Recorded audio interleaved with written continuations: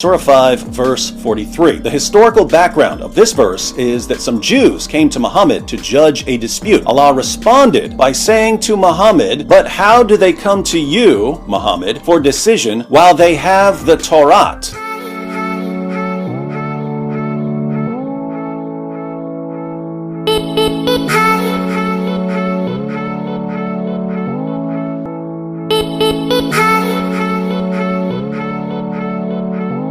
In Surah Al-Nisa, ayah 136, the Quran says that the Bible is authentic, the Bible is genuine, most especially the Injil, okay, the one that was given by Jesus Christ. Muslims say this because they always argue that they would want to go by the actual utterances of Jesus Christ. Let me get to that, exactly what's recorded in Matthew, Mark, Luke, and John. So most of the time, that's what they'll tell you.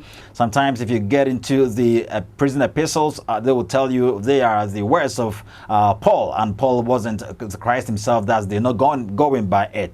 And sometimes when you study with Muslims and they get to know that they're getting choked in the actual words they claim it's the utterance of Jesus Christ, they dodge that by citing something from Ephesians, Galatians, and co. Obligate because they know taking starts from there can buttress the argument they want to level against you. Obligate to. So it's somewhat like acting hypocritically whenever you think you are facing the red, and for that matter, you have to dodge a bit. Obligate to. Well, David Wood is actually going to help us with several lot of explanations. You see what Muhammad told the Jews when they confronted him, or when they approached him for some judgment, obligate to me, and he and Allah all told the Jews that they were not supposed to do that because they had already been given the book, and this book actually guides them. In it is found light and guidance, and thus they have to abnegate the Quran. Well,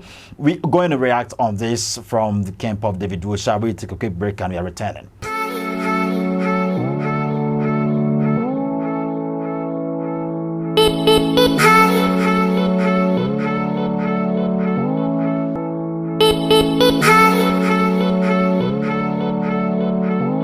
You're welcome back, beloved. Let's go to David Wood. Surah 5, verse 43. The historical background of this verse is that some Jews came to Muhammad to judge a dispute. Allah responded by saying to Muhammad, "But how do they come to you, Muhammad, for decision while they have the Torah, in which is the plain decision of Allah? Yet even after that they turn away, for they are not really believers." Allah wanted to know why Jews would come to Muhammad when they already had the Torah. Muhammad gives a dramatic illustration of Allah's point in Sunan Abu Dawud 4449, where we see Muhammad's reaction to the Jews coming to him for judgment. In 7th century Arabia, the person who judged a dispute would sit on a judgment cushion. Watch what Muhammad does. They set out a cushion for the Messenger of Allah, and he sat on it. Then he said, "Bring me the Torah." It was brought, and he took the cushion from beneath him and placed the Torah on it and said, "I believe in you and in the one who revealed you." So the Jews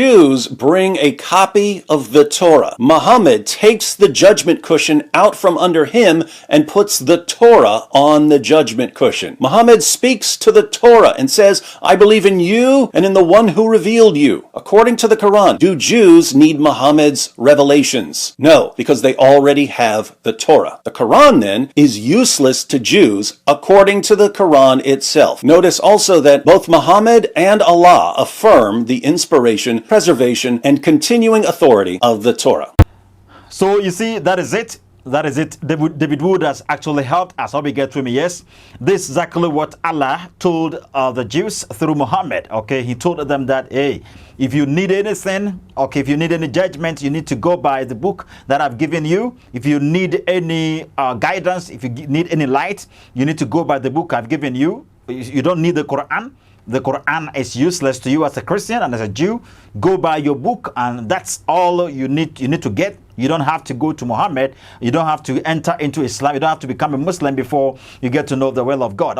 So Muslims, this is to you, Islamic gurus. If you are ever forcing somebody to become a Muslim, or if you're forcing your Quran on people, please, you have to be aware of these Quranic verses David Wood actually referenced. That we get to him. The Quranic verses actually says that indeed Christians do not need your Quran.